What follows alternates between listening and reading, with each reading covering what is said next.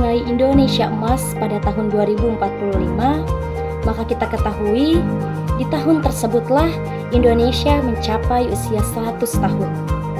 Usia suatu negara yang sudah dianggap cukup matang untuk bersaing secara regional bahkan secara global.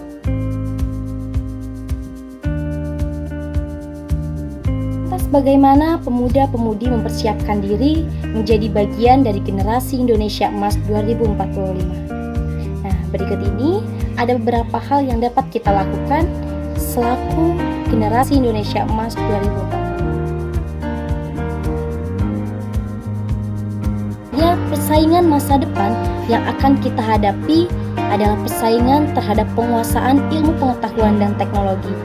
Maka agar kita tetap mampu mengambil bagian penting, bahkan mampu menjadi pemain utama dalam percaturan ekonomi global, dibutuhkan generasi muda yang menguasai dan mampu mengikuti perkembangan ilmu pengetahuan dan teknologi. Karena hal tersebut dapat membantu pemerintah dalam mewujudkan peran pemuda dalam menyukseskan Indonesia Emas tahun 2045 di bidang ekonomi. Nah, tanpa adanya nilai moral yang tinggi dalam setiap benak pemuda dan pemudi Indonesia, maka apapun wacana atau perencanaan yang akan dilakukan tidak akan pernah berjalan dengan baik.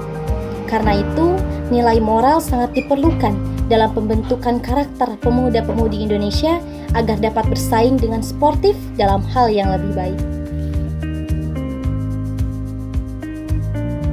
Generasi pemuda harus senantiasa belajar dan meningkatkan kemampuan diri untuk mampu bersaing pada skala global.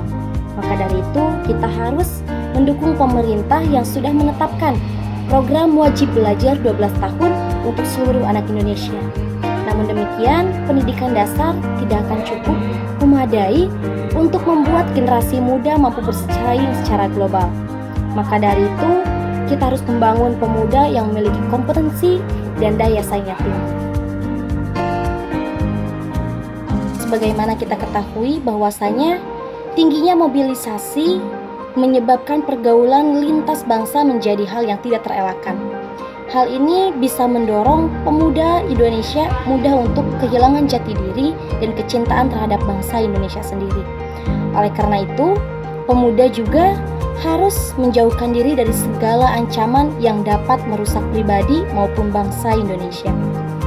Dan tentunya sebagai generasi muda, kita harus membangun sikap yang sportif, taat aturan, disiplin, punya kemauan yang tinggi, dan jauh dari sikap yang memecah kesatuan dan persatuan bangsa. Itulah dia 4 peran kita sebagai pemuda-pemudi yang dapat kita ambil guna mencapai Indonesia Emas 2045.